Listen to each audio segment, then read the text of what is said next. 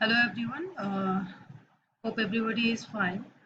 So you all know that we have started our spectroscopy chapter, and in lecture one we have studied about the basic principle of the spectroscopy and short view of the UV visual spectroscopy also. So in today's lecture we will be going through the UV visual spectroscopy in detail. So in our last lecture also I have discussed some Beer-Lambert law. So according to this law, it was I have stated that there also that at a given wavelength, absorption is proportional to the concentration of the absorbing molecule and the path length of the light through the sample. So suppose here this is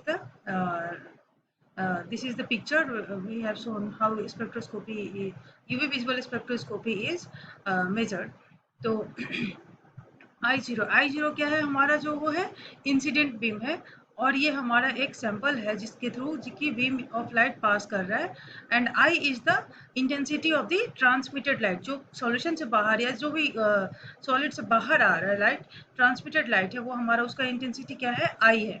तो beer Lambert law ने बताया कि ए absorbance जो है absorbance of light जो है कितना solution ने एब्जॉर्ब किया that is equal to this one A is equal to epsilon C L. Okay, तो यहाँ पर एप्सिलॉन क्या है हमारा एप्सिलॉन हमने बताया था मोलर एब्जॉर्प्टिविटी है जो कि किसी भी पार्टिकुलर कंपाउंड के लिए वो एक कांस्टेंट होता है और जितना ज़्यादा एप्सिलॉन की वैल्यू होगी उतना ज़्यादा आपका ज़्यादा एब्जॉर्ब कर रहा है वो सॉल्यूशन या सॉल्वेंट जो भी चीज़ है that is the absorbance power is quite high if epsilon is higher. और ये हमारा क्या है A equal to log 10 base I zero over I है। आई जीरो हमने बता दिया आई भी हो गया intensity of transmitted light and L is the path length here this is the path length through which the light has to be passed in the in the matter which is containing in the cuvette or glassware or anything else through which the light is being passed. Okay, so the molar absorptivity, it is called the molar extinction coefficient also. Okay, and it's here epsilon is measured in mole per liter. It is epsilon of a compound is a constant and it is the characteristic of a compound at a particular wavelength. किसी particular अगर lambda पर उसका जो value होता है किसी भी solvent के लिए किसी भी solution के लिए that is the constant। और molar absorptivity जो है वो हमारी बहुत लार्ज भी ग्रेटर देन 10,000 भी हो सकती है। अगर एब्जॉर्बेंस पावर उसका बहुत ज़्यादा है तो उसकी जो एप्सिलॉन की वैल्यू होगी that may be greater than 10,000 and if it is very small absorbance power is small then the value will be ranging from 10 to 100 like that one. Okay, तो हम आपको एक सैंपल दिखाना चाहते हैं यूवी विजिबल स्पेक्ट्रोस्कोपी में कैसा spectrum आता है। स्पेक्ट्रम जो हम रिकॉर्ड करते हैं वो दिखता कैसे है।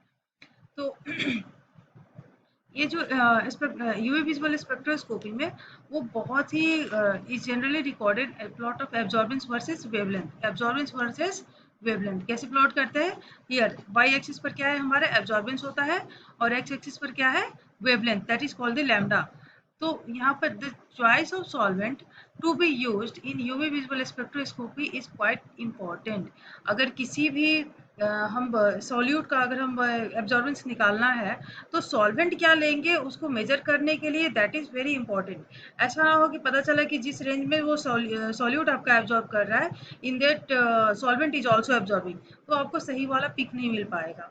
ठीक है, तो सी ईयर अगर हमारा एसीटोन है सी एस थ्री सी ओ सी एस थ्री एसीटोन है तो एसीटोन में एक पिक आती है यहाँ पर हमारे पास 195 नैनोमीटर के पास और एक हम्प आता है यहाँ पर 274 नैनोमीटर के पास दो हम्प आ रहे हैं। It means that here the pi to pi star transition is taking place from here to here CO के साथ and another N to pi star transition is taking place from oxygen to carbon one. Okay, oxygen के पास lone pair electron है तो N to pi star transition is possible here. Okay, तो यहाँ पर हमने यूवी विजुअल स्पेक्ट्रम कैसे record करते हैं जैसे कि एब्जॉर्बेंस वाई एक्सिस पर आता है उसका रिजल्टेंट जो होता है और लैम्डा जो है वो एक्स एक्सिस पर होता है। तो lambda max is the wavelength where maximum absorbance occur. Suppose यहाँ पर एक बहुत ही वाइड रेंज है यहाँ से ये चौड़ा है ब्रॉड है ये जो स्पेक्ट्रम है आपका ब्रॉड है but the lambda max is going to be here only. Okay, because here the absorbance here absorbance, the value of absorbance is quite high here. So somewhat there is some error in the lining, so no problem, you must have to see here. This is the 174 nanometer here, and it is the lambda max. Okay, this is called the lambda max. Now we are moving to the general terms which are generally used in the UV visual spectroscopy. One term comes in our mind is the chromophore. Chromophore क्या होता है? वो molecule का वो part होता है जो कि एब्जॉर्ब करता है यूवी और विजिबल लाइट को एब्जॉर्ब करता है. तो अ chromophore is that part of a molecule that absorb UV और विजिबल लाइट. वो पार्ट किसी भी मॉलिक्यूल का जो कि यूवी विजिबल को एब्जॉर्ब करता है. ओके, एल्केन्स के लिए जैसे हम लोग देखेंगे कि एल्केन मॉलिक्यूल में क्या होता है, सिंगल बॉन्ड होता है. तो only possibility is sigma two sigma star, क्योंकि वहां पर कोई डबल बॉन्ड का चांसेस नहीं है. एल्केन में केवल है क्या है, सिंगल बॉन्ड होता है.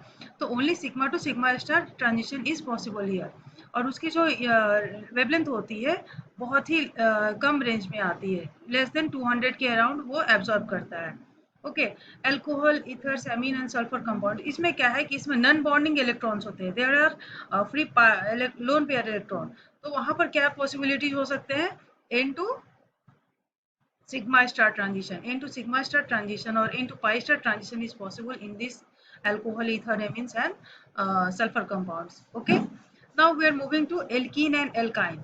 एल्कीन और एल्काइन में क्या है हमारे, इसमें double bond and triple bond होते हैं. तो इसमें क्या क्या पॉसिबिलिटीज हो सकते हैं, there is a chances because इसमें पाई बॉन्डिंग है, तो pi to pi star transition are possible here. Okay, इस वाले में एल्कीन और एल्काइन में क्या होते हैं, पाई टू पाई स्टार ट्रांजिशंस होते हैं, but their energy are quite less, rather higher energy, 170 nanometre के अराउंड में आता है. ओके, नाउ अभी हमने देखा क्रोमोफोर. क्रोमोफोर क्या होता है, the part of the molecule which absorb the UV visible light. उसके बाद हम लोग जाते हैं नेक्स्ट टर्म पर, हमारा जो यहाँ पर one more thing, carbonyl compound से n to pi star transition. Carbonyls में क्या होते हैं, N to pi star transition और pi to pi star transition, both are possible in this case. Okay, now we are coming to the substituent effect. क्या होता है, अगर single molecule है तो क्या होगा, उसके साथ और कुछ ऐड कर देंगे सब्स्टिट्यूएंट तो क्या होगा, अगर मान लीजिए आप हमने हाइड्रोजन को रिप्लेस करके some other things such as chlorine और नाइट्रोजन लाइक दिस, कुछ हम लोग अगर एक्स्ट्रा ऐड कर देते हैं तो फिर उस पर क्या असर होता है. So the attachment of substituent group in place of hydrogen on a basic chromophore structure changes the position and intensity of the absorption band of the chromophore. क्या करता है, अगर हम एक एटम को भी रिप्लेस करते हैं दूसरे एटम से तो उसमें क्या होता है, चेंजिंग आता है, there is shifting in intensity as well as the wavelength also. Okay, so those substituents that increases the intensity, see here, the substituent which increases the intensity of the absorption and the wavelength are called oxochromes. क्या बोलते हैं उसे, auxochromes बोलते हैं हम इसे. एक इस ग्राफ से हमने दिखाया है कि इसमें क्या क्या होते हैं. जैसे बैथोक्रोमिक शिफ्ट है, तो बैथोक्रोमिक टर्म जो होता है वो हमारे किस लिए होता है, red shift, that is the lambda max is shifting towards the red region. Hypsochromic होता है आपका shifting towards the lower wavelength. Hyperchromic का मतलब होता है इंटेंसिटी को वो इंक्रीज कर रहा है, it is increasing the, that part is increasing the intensity of the absorption. And hypochromic क्या होता है, this one is decreasing the intensity of absorption, कितना इंटेंसिटी लो एंड हाई और टुवर्ड्स रेड रीजन और blue reason shift हो रहा है. तो ये सारे टर्म्स को हमें बहुत ही अच्छे से याद रखना होगा कि इस वाले फिगर को अगर आप माइंड में सेटअप कर लेते हो तो बहुत ज़्यादा दिक्कत नहीं होगी. Bathochromic means towards the red region, मतलब हायर वेवलेंथ की तरफ जाएगा. हाइप्सोक्रोमिक आपका टुवर्ड्स द लोअर वेवलेंथ जाएगा. हाइपरक्रोमिक ऊपर की तरफ intensity will increases and hypochromic intensity will decreases. Okay, these all are the terms which we have used here. Red shift, blue shift, hypochromic increase in intensity and hypochromic जो होता है हमारा decrease in intensity होता है. अब हम लोग आते हैं कि इफेक्ट ऑफ कंजुगेशन. कंजुगेशन जैसे मान लीजिए एक आपका इथिलीन मॉलिक्यूल है and another is a butene. तो एक में क्या है कि केवल एक डबल बॉन्ड है और एक में क्या है आपका दो डबल बॉन्ड है. तो there is conjugation, there is migration of pi electron from one place to another. तो जब उसको कहते हैं हम लोग कंजुगेशन. तो कंजुगेशन क्या करता है, it raises the energy of the HOMO and lowers the energy of the LUMO। वो क्या करता है कि जैसे हमने पिछले बार दिखाया था कि HOMO और LUMO जो हमारा है, मान लीजिए सपोज हियर यहाँ पर हमारा एक HOMO है और हियर LUMO है, तो कंजुगेशन से क्या होगा कि हमारा लोअर जो LUMO की है एनर्जी वो डिक्रीज हो जाएगी और HOMO की एनर्जी जो होगी वो इंक्रीज हो जाएगी, and the gap between these two going to decrease. Okay, so the conjugation led to the decrease in difference between the energy levels of the HOMO and LUMO. Okay उनके बीच का जो gap होता है वो कम हो जाता है अगर कंजुगेशन आता है तो। See here, this is for the ethylene. Here the increase, here is a quite large band gap, and if it is butadiene, then the energy of the LUMO decreases, and this of the HOMO increases, and the band gap between these two HOMO and LUMO goes on decreasing as we move from ethylene to octatetraene. Here the band gap is quite low, so the transition from here to here is very easier as compared to the transition from here to here in ethylene. Okay तो conjugation से क्या होता है, हमारा जो band gap है होमो और लुमो के बीच का जो डिफरेंस है that going to decrease due to conjugation. Okay, now there are some more compounds I have shown here where these are the wavelengths of the transitions, and this is for the ethylene and then butadiene. All these things are here, you can go through once, because here see here due to the increase in conjugation the lambda max value is going to be increases, as well as the epsilon value. Here the epsilon value is also going to increase heavily hugely. Okay, तो जैसे जैसे conjugation बढ़ते जाता है lambda max की value जो है हमारी कहाँ शिफ्ट होती है, वो towards the higher wavelength value. Okay, and epsilon value also goes on increasing as we move from ethylene to octatetraene. Okay, so both lambda max and epsilon increases with increase in conjugation. See here, both lambda max and epsilon increases with the increase in conjugation. जैसे जैसे conjugation बढ़ते जाता है lambda max की value हमारी बढ़ती जाती है और epsilon की वैल्यू भी बढ़ती जाती है। और oxochrome exerts their bathochromic shift by means of extension of length of the conjugated system. जैसे मान लीजिए हमारा इथिलीन मिथाइल ग्रुप है, तो मिथाइल ग्रुप में क्या है कि it also produces A bathochromic shift via hyper conjugation. इसमें तो कोई इलेक्ट्रॉन्स ऐसा नहीं है, बट जो मिथाइल ग्रुप है उसमें हाइपर कंजुगेशन की पॉसिबिलिटी हो सकती है। Migration of electron from here to here is possible.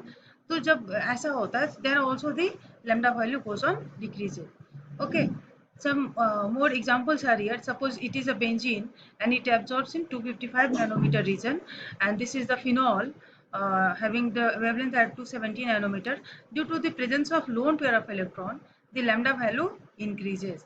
Here again is easily it is a lone pair of O minus here is easily available to donate to the ring. So the migration of electron from oxygen here in both the cases, migration of electron become more easier in case of phenoxide, so the lambda value still increases.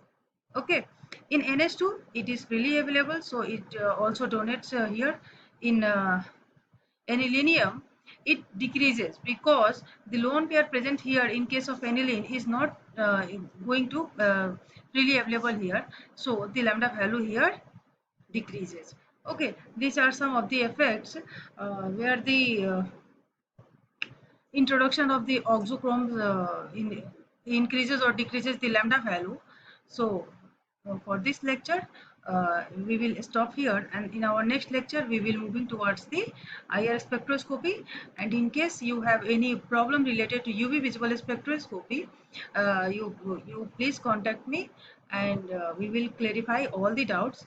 So this graph is very much important. You must remember this one. What is bathochromic shift? These terms are very important for your examination point of view.